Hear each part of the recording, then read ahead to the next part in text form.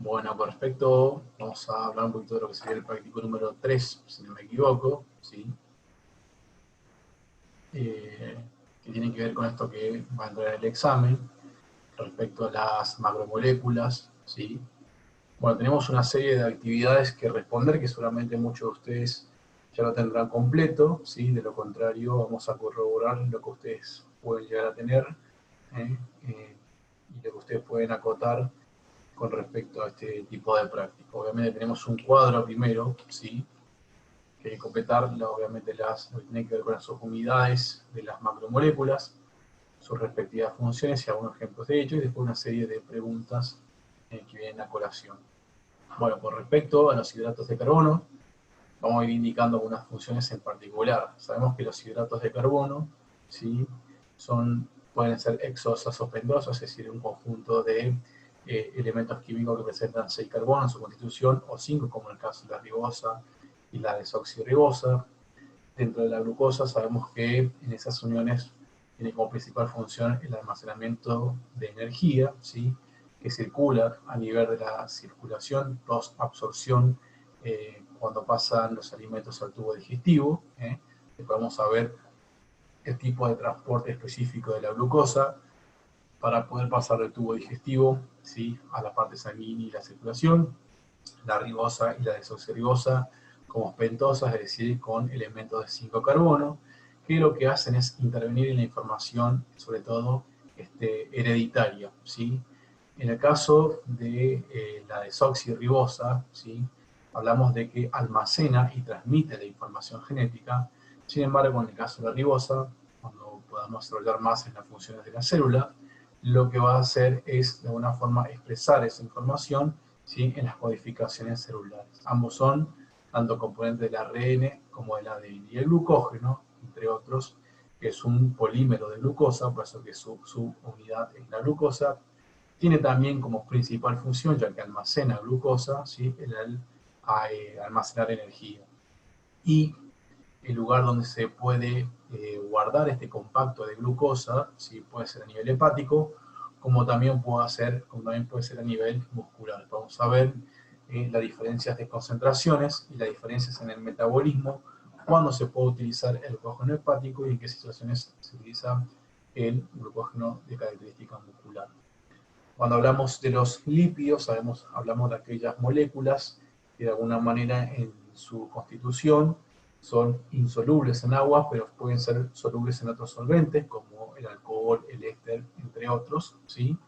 En las cuales tenemos los triglicéridos, los fosfolípidos, los esteroides y las prostaglandinas. Vemos que en el caso de los triglicéridos y los fosfolípidos tienen una estructura muy similar, un glicerol unido a ácidos grasos, en el caso de los triglicéridos, A3 ácidos grasos, en el caso de los fosfolípidos, A2 ácidos grasos. En el caso de los triglicéridos, hablamos que su principal función es el almacenamiento de energía, ¿sí?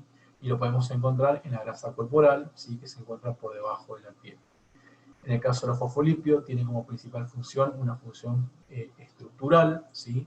Dentro de las membranas de la célula, ¿sí? A partir del cual van a constituir el sistema de endomembrana. En el caso de los esteroides nos vamos a encontrar con diferentes elementos que, si bien no son exclusivamente lípidos, pero comparten ciertas características que presentan, ¿sí? La categoría lípidos. Estos esteroides van a presentar un núcleo constituido por 4 carbonos, ¿sí? Que son los núcleos esteroides. También van a formar parte, ¿sí? De la membrana, pero una de sus principales funciones corresponde a la formación de hormonas, ¿sí? Las hormonas de las gónadas, o hormonas esteroides en su constitución, ya sea progesterona, estrógeno, testosterona, entre otras hormonas de importancia. Las prostaglandinas, ¿sí? Que también son una característica de ácido graso insaturado, ahora vamos a ver a qué llamamos ácido graso insaturado, a partir del cual tiene como principal función, entre otras características, antes se decía prostaglandina, se le llamaba prostaglandina porque se la había descubierto obviamente en el semen, que venía de la próstata, pero se sabe hoy que viene de diferentes tipos de órganos. Lo que hacen es influir en el sistema inmunitario y sobre todo en aquellas situaciones en las cuales el organismo cursa con una inflamación. Tenemos varios tipos de prostaglandinas, ¿sí? que van a ir obviamente saliendo, ¿sí? O circulando en función de los tejidos que se puedan ver afectados. Tenemos proteínas, también como macromoléculas, en el cual tenemos proteínas funcionales y estructurales. Siempre las unidades de las proteínas van a ser los aminoácidos, ¿sí? En el caso de las funcionales, vamos a tener después, para diferenciar en las estructurales y las globulares, vamos a tener que regulan reacciones químicas. En el caso tenemos las hemoglobinas, los anticuerpos y las enzimas, ¿sí? Que son indispensables para la parte metabólica, para la defensa y para la oxigenación, ¿sí? Y los mecanismos buffer de los tejidos. Y las partes estructurales, obviamente, que me van a formar el soporte de todos los tejidos corporales, constituyendo la parte estructural, sobre todo de los tejidos, que tenemos ahí la parte muscular, tendinosa y ligamentosa. Luego pasamos a los ácidos nucleicos, ¿sí? Que tenemos el ADN y el ARN, ¿sí? Que tienen como su unidad los diferentes nucleótidos, que vamos a ver después que con respecto a su base van a diferenciarse. En el caso de las ADN sabemos que codifica la información hereditaria y nos encontramos en la cromatina y en las cromosomas, es decir que mediante la información hereditaria vamos a tener todos los caracteres, ¿sí? Que vamos, para la redundancia, heredando, que se van transmitiendo de generación en generación. Ahora bien, en el caso de los ARN, estamos hablando de estos ácidos que van a colaborar para poder transcribir esa información, transcribir, copiar, traducir, ¿sí? Armar la traducción hereditaria, y sobre todo para poder colaborar con la síntesis, ¿sí? De diferentes tipos de proteínas que van a colaborar en la función, ¿sí? Específicamente de la célula. Entre los ARN que solo vamos a encontrar, tenemos el RNT, M, ¿sí? Que son los más importantes de transferencia y mensajero, aunque también tenemos otros tipos de ARNs dentro de las funciones celulares. Vamos a tener otras moléculas que también solo vamos a volver a repasar, ¿sí? Que es el ATP, el acetylfosfato, ¿sí? Y el FAT y el NAD, sobre todo el NAD, ¿sí? Que son también ácidos, ¿sí? Que se van a ir encontrando dentro de la célula y van a tener como función, en el caso de los trifosfatos y el acetylfosfato, de alguna forma ser la moneda que paga la energía para la función de todas las células, ¿sí? Y en el caso del dinucleótido de nicotamida, es importante porque lo que va a hacer es como una especie de colectivo que me va a trasladar los electrones, ¿sí? Que salen de la glucólisis para poder llevarse a las mitocondrias y de esa manera, ¿sí? Generar mayor ATP. Este va a tener singular importancia en la energía, ¿sí? A largo plazo. Luego tenemos otro conjunto, ¿sí? De moléculas, en el cual tenemos glucoproteínas que son combinadas, es decir, la unión de diferentes macromoléculas, proteoglucanos, lipoproteínas, glucolípidos, ¿sí? Y ribonucleoproteínas, que van a tener como función, fíjense, de alguna manera, en el caso de las glucoproteínas, van a ser funciones estructurales, ¿sí? Van a estar presentes en la membrana plasmática, sobre todo, que adquieren singular importancia como receptores, ¿sí? También como enzimas. En el caso de los proteoglucanos, fíjense que indica lubricación, lo vamos a contener tanto en la mucosa, en las articulaciones, que esto es algo más de kinesiología, ¿sí? En el caso de las lipoproteínas, que también vamos a ver las de alta y de baja densidad, lo que van a hacer es transportar lípido tanto del hígado, ¿sí? Hacia los tejidos y de los tejidos hacia el hígado. Los glucolípidos, que junto con las glucoproteínas van a componer la membrana plasmática, ¿sí? Y lo que tiene que ver con las ribonucleoproteínas, que de alguna forma tienen una actividad, ¿sí? Muy parecida a las enzimas, es decir, que van a catabolizar, ¿sí? Reacciones químicas. Muy bien, luego tenemos una serie de cuestiones o de preguntas a responder, ¿sí? Que vamos a tratar de ir desarrollando brevemente todas estas cuestiones. Muy bien. Hablamos de monosacárido, disacárido y polisacárido, ¿sí? Estamos hablando obviamente que los monosacáridos, ¿sí? Son de alguna forma la base, ¿sí? De todos los hidratos de carbono, ¿eh? en el cual vamos a tener presente, sobre todo, un conjunto de elementos como ser la glucosa, fructosa y galactosa, ¿sí? También como monosacáridos, ¿sí? Vamos a tener a las pentosas, en el cual tenemos la ribosa y la desoxirribosa. Son de alguna forma hidratos de carbono, son la base, son la unidad básica de los hidratos de carbono. Bien, en el caso de los disacáridos y polisacáridos, claramente vemos que los monosacáridos están constituidos por 6 carbonos, ¿sí?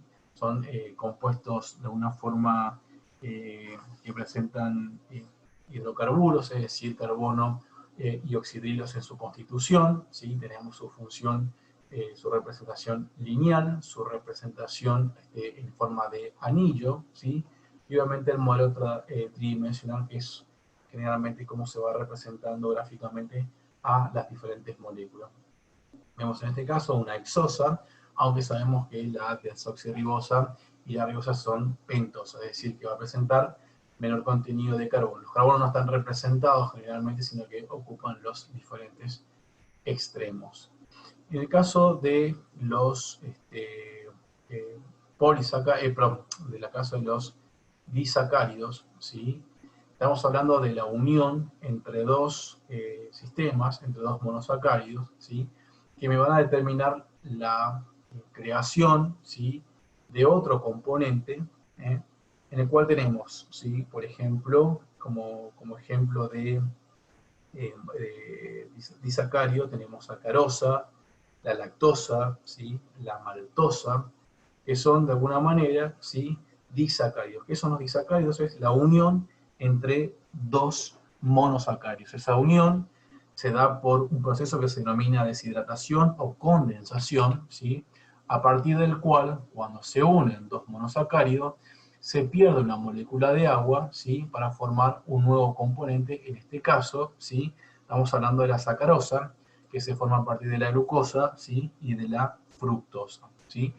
El proceso inverso, que se denomina hidrólisis, justamente, en el cual nosotros vamos a agregar una molécula de agua para poder separar, también tiene importancia el movimiento voluntario porque es lo que pasa cuando nosotros generamos la digestión para poder posteriormente generar la absorción a nivel intestinal. La combinación de glucosa con fructosa me va a determinar, ¿sí? La formación de sacarosa. La combinación de glucosa más galactosa, ¿sí? Me va a formar la molécula de lactosa, ¿sí? Y la unión de dos glucosas me va a determinar la formación de lo que sería la maltosa, ¿sí? Que son diferentes disacáridos. Cuando nosotros unimos más de dos monosacáridos, estamos en presencia de polisacáridos, entre los cuales tenemos representado el almidón, ¿sí? Es de origen vegetal, el glucógeno, ¿sí? La celulosa, entre otras cuestiones, y la quitina.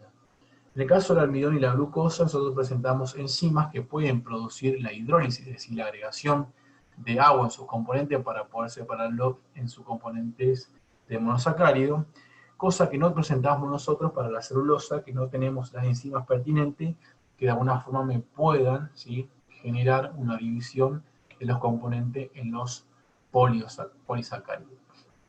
Muy bien. Con respecto a la parte lipídica, sí tenemos un grupo de, como se dice, tenemos un par de preguntas, perdón, eso lo quise decir, ¿sí? Que hacen referencia a la parte estructural, ¿sí? De las grasas, de los fosfolípidos y de alguna forma de los esteroides. Luego también vamos a hablar de los triglicéridos, ¿sí? De los lípidos que se encuentran dentro de la membrana celular, de la estructura y la función que tiene el colesterol, ¿sí? De los esteroides y de las funciones en el cuerpo. Sabemos que de alguna manera los triglicéridos están formados por un glicerol unido a ácidos grasos, ¿sí? Y obviamente que son estos ácidos grasos los que me van a determinar de alguna manera, ¿sí? La identidad de los triglicéridos. Habitualmente los ácidos grasos, ¿sí? Más o menos presentan entre 12 y 18 carbonos. Sabemos que en el caso de los ácidos grasos saturados, ¿sí? Lo que sucede es que de alguna manera todos los enlaces de carbonos están ocupados, ¿sí? O saturados, valga la redundancia, y no existe de alguna manera entre los carbonos un doble enlace, a diferencia de lo que pasa con los ácidos grasos de característica insaturada, en el cual podemos observar dobles enlaces en sus uniones covalentes entre los diferentes carbonos, ¿sí?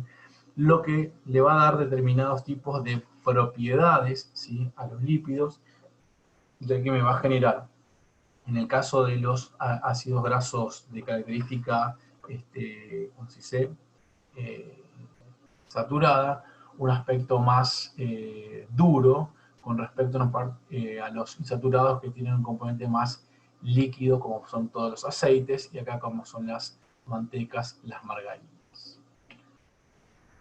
Muy bien, entre las funciones importantes que tenemos con respecto a la parte de lípidos del cuerpo, ya habíamos visto una parte que corresponde a la parte energética, estructural, ¿sí? Tenemos vitaminas, ¿sí?, que corresponden, vamos a ver después también cuando vemos la parte de fisiología gastrointestinal, las famosas vitaminas liposolubles, que son indispensables, no solamente en el caso del consumo, sino sobre todo en el caso de la prescripción, ya que muchas veces el hábito de consumir vitamina no tiene en cuenta, ¿sí?, la liposolubilidad, que si no se hace una adecuada prescripción por el profesional pertinente, obviamente esto puede traer a largo plazo determinados inconvenientes.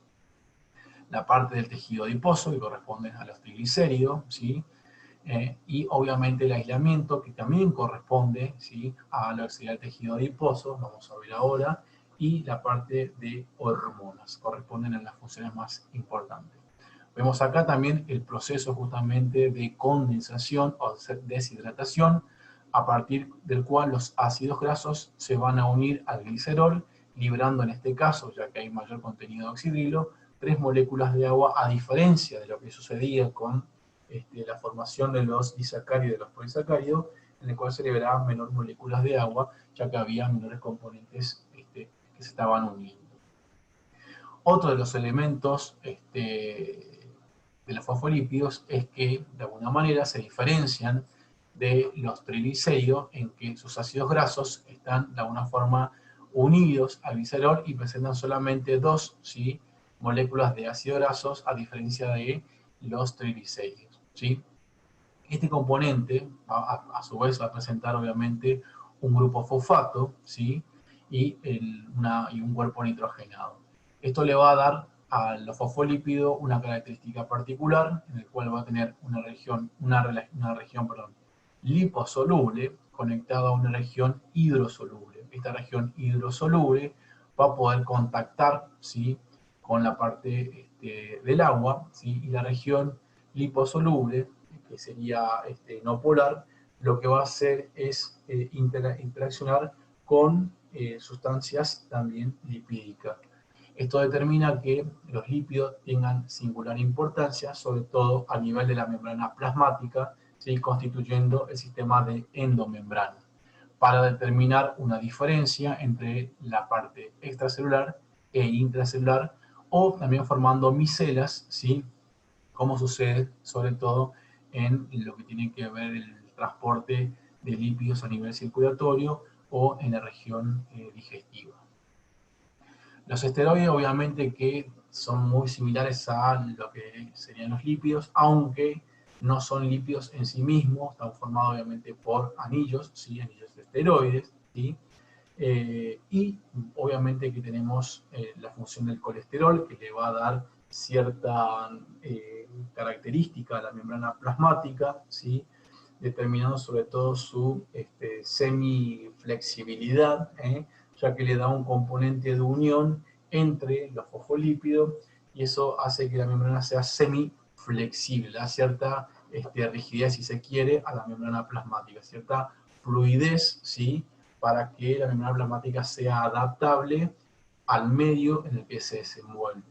Luego tenemos, ¿sí?, los otros esteroides que van a formar hormonas, ¿sí?, de las gónadas, como será la testosterona, el estrógeno, que sabemos que las importancias son que me dan las características sexuales externas, tanto en el hombre como en la mujer, y el cortisol, que es una hormona, que obviamente es una hormona de estrés, y lo que hace es justamente colaborar en solucionar problemas en el corto plazo, aunque ¿sí?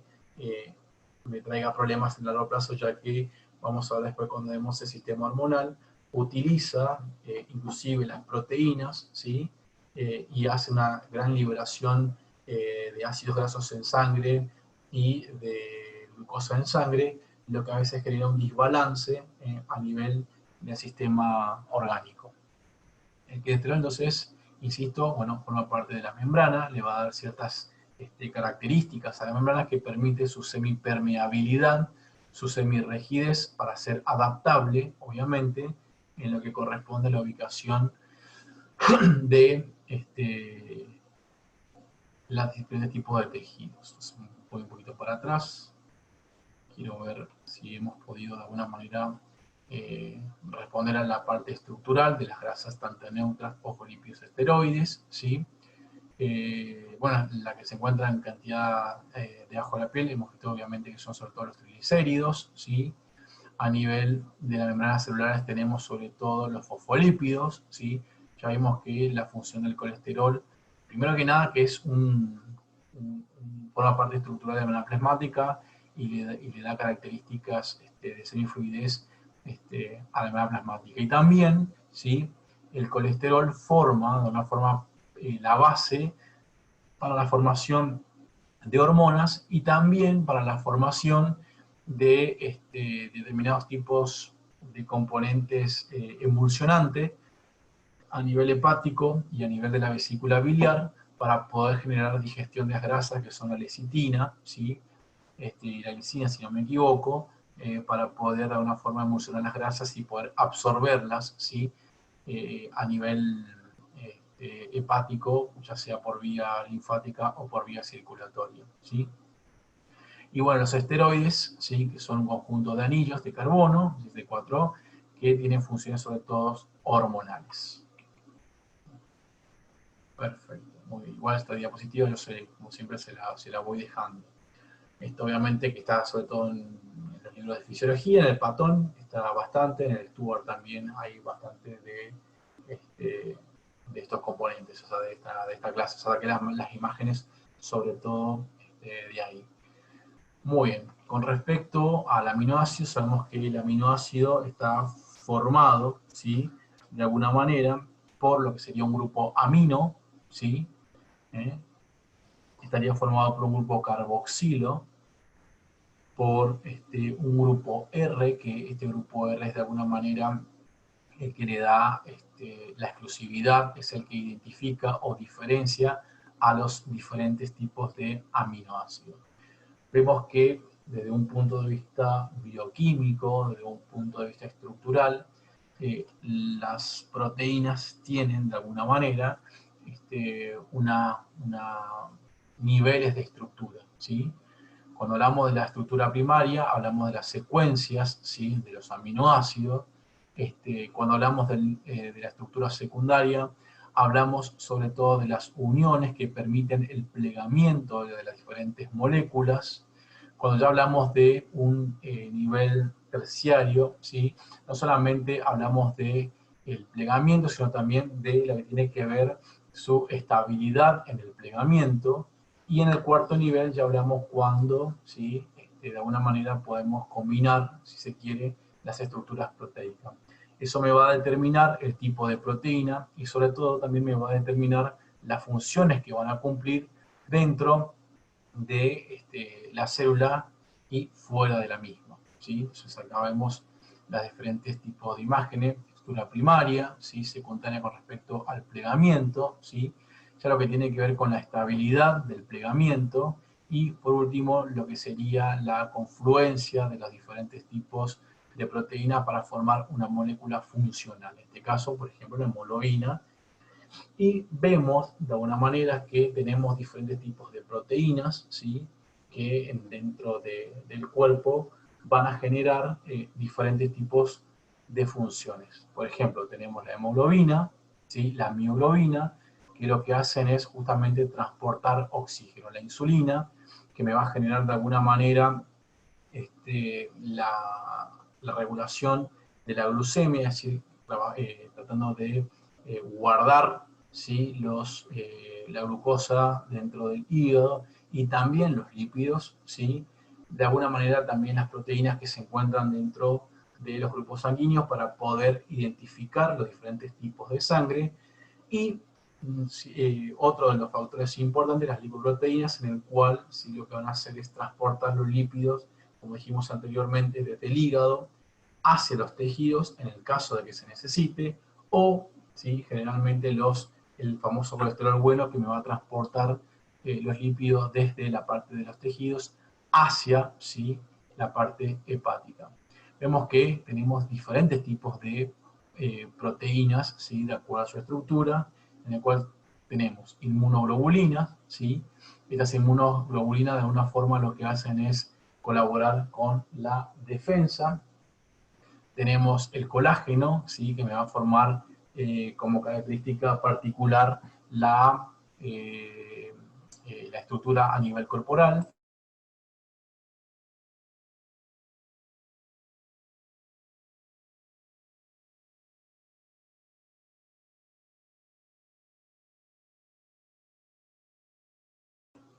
La quimiotripsina, ¿sí?, o tripsina, que es una molécula que, por ejemplo, se utiliza para digerir todas las proteínas y es secretada a nivel pancreático. Deme un segundito.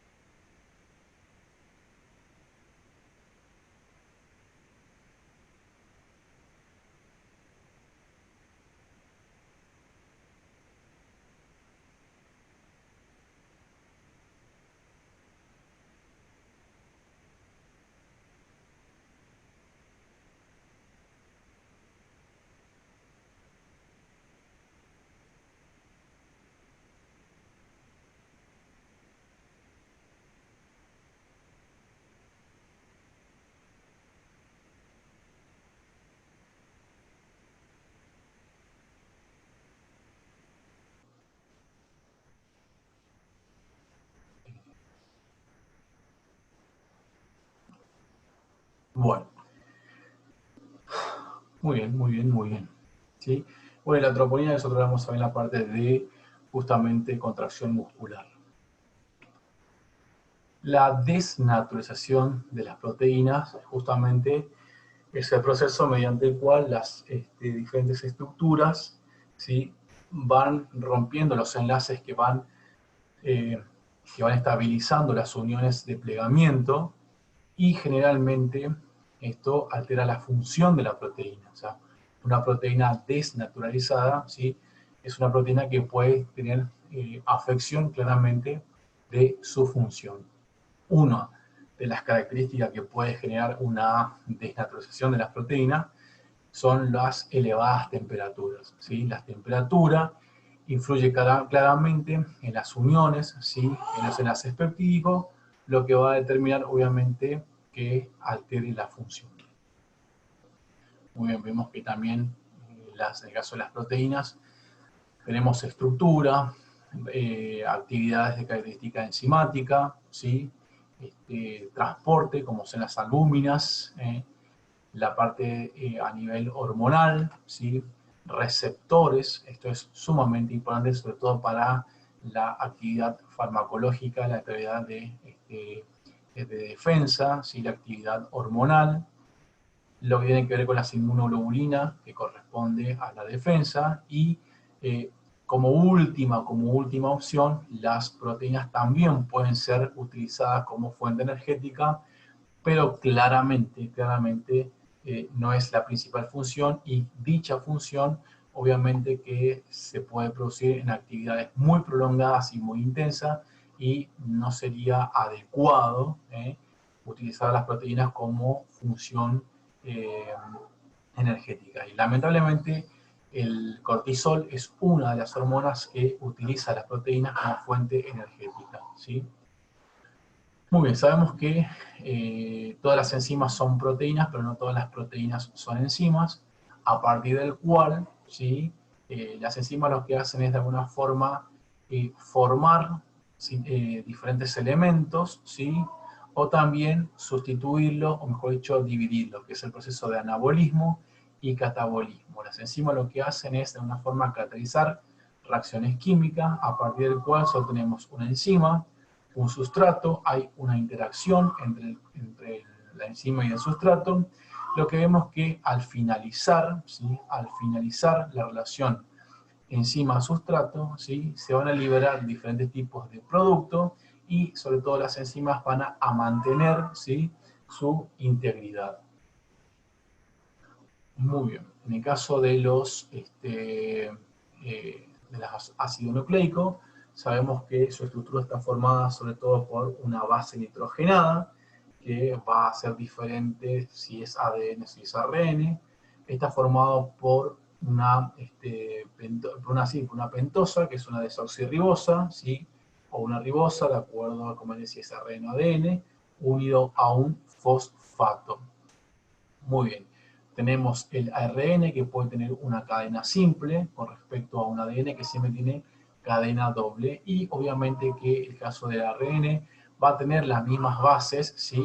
A diferencia de lo que va a tener el ADN, va a tener la base uracilo, ¿sí? Entonces, si nosotros tenemos que de alguna forma diferenciar al ADN del ARN, sabemos que la pentosa que utiliza el ADN es la desoxirribosa, con respecto al ARN que utiliza una pentosa ribosa. Las bases nitrogenadas, ¿sí? Guardan similitud, excepto que en el caso del RNA presenta uracilo, ¿sí? En el caso de la ubicación, ¿sí? Para hacer hincapié, decimos que la ubicación del DNA puede estar a nivel de los núcleos, ¿sí? De las mitocondrias. Esto va a tener importancia, sobre todo en el desarrollo del acondicionamiento físico, ya que las mitocondrias van a poder replicarse sin esperar una orden, ¿sí? A nivel del núcleo.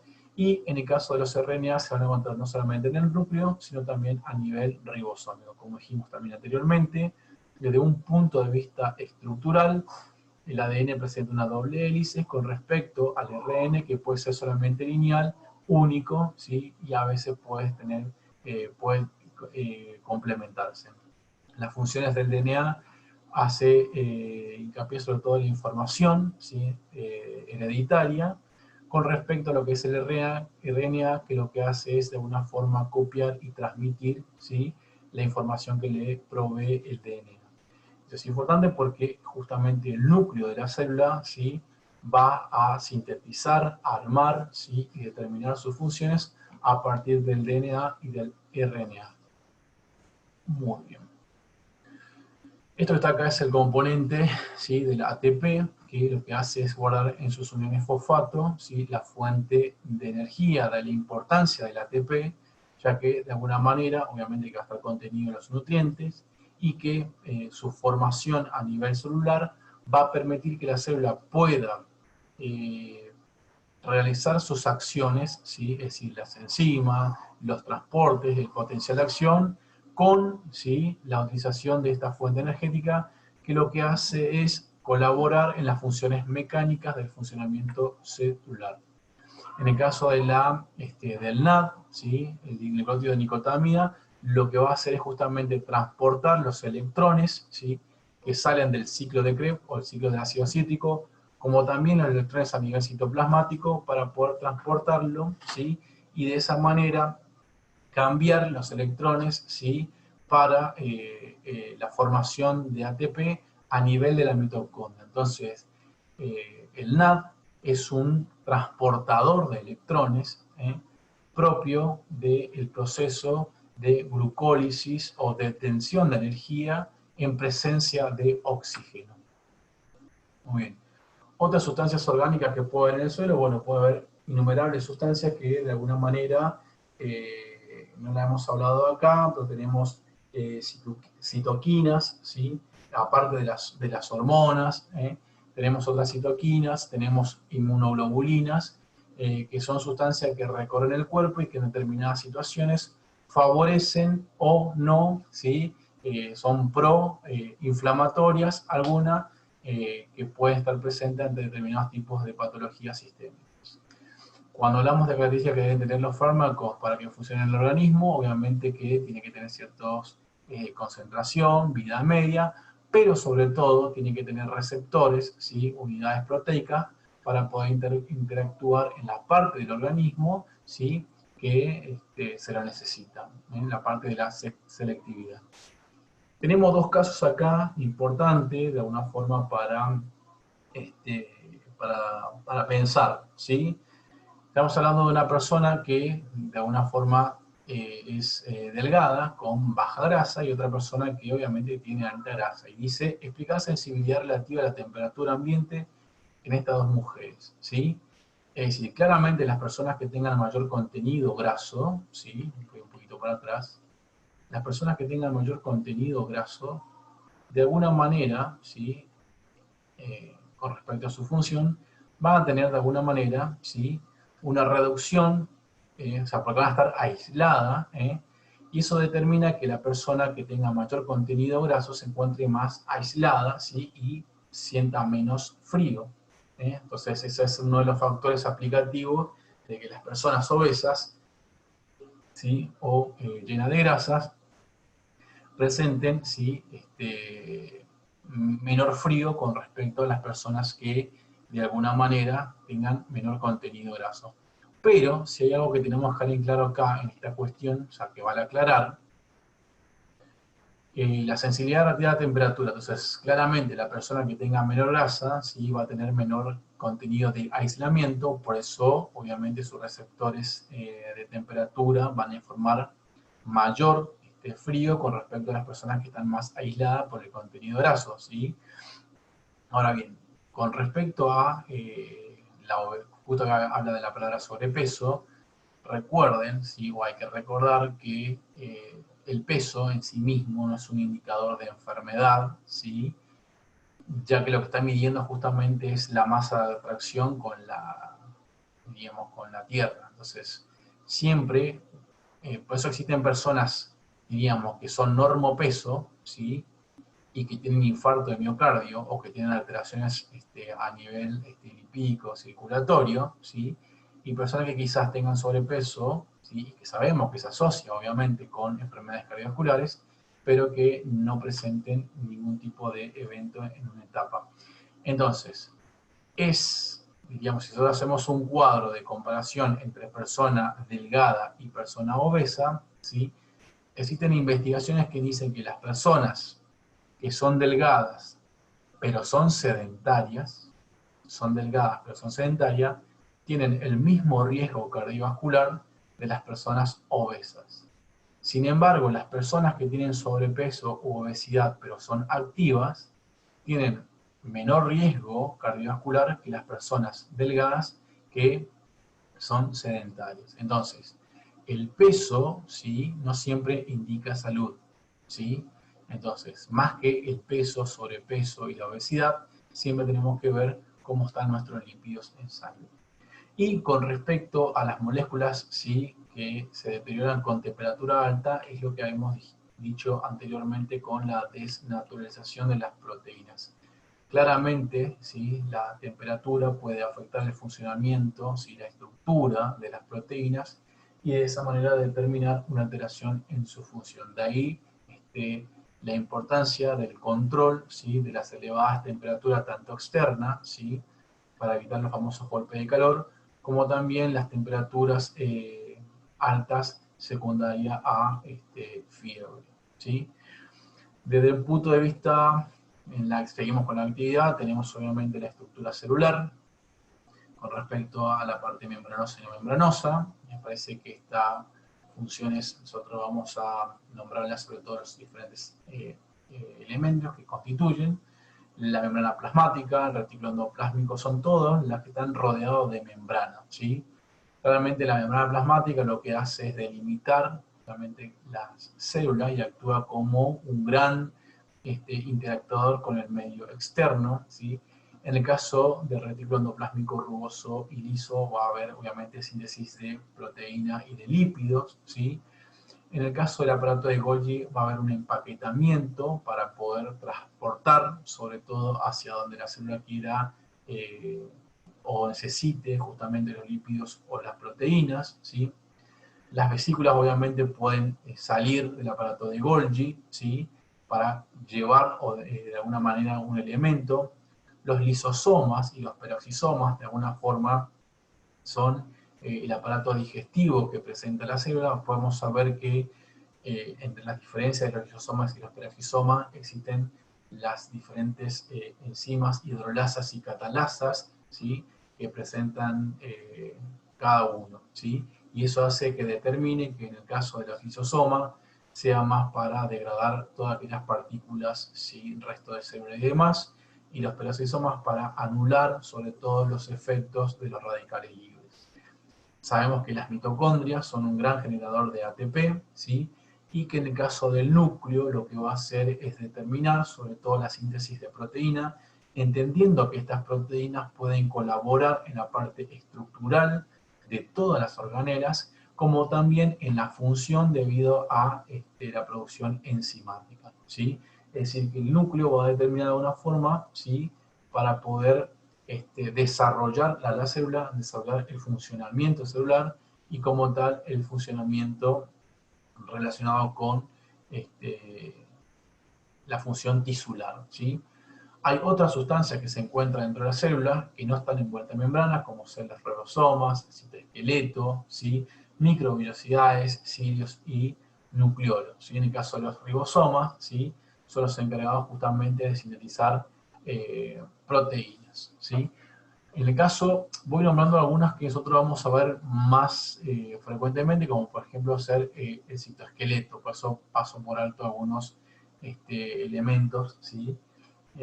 Que por ahí lo vamos a ver, pero quizás no tanto como otros, como ser, por ejemplo, en el caso del citoesqueleto, ya que me va a determinar, en el caso del citoesqueleto, la forma celular, ¿sí? Y sobre todo el movimiento celular. Podemos saber que hay diferentes tipos de movimiento celular, ya sea ameboide o a través, obviamente, de los cilios o de las microvellosidades. ¿Sí? Que de alguna forma lo que hacen es aumentar la superficie de absorción, como también el movimiento de la célula para poder transportar elementos que se encuentran por fuera de la célula. El caso del centrosoma claramente es importante, ya que me va a determinar, o sea, va a tener un rol importante en la división celular. Los cilios y flagelos, obviamente, para, como dije anteriormente, mover diferentes elementos fuera de la célula, ¿sí?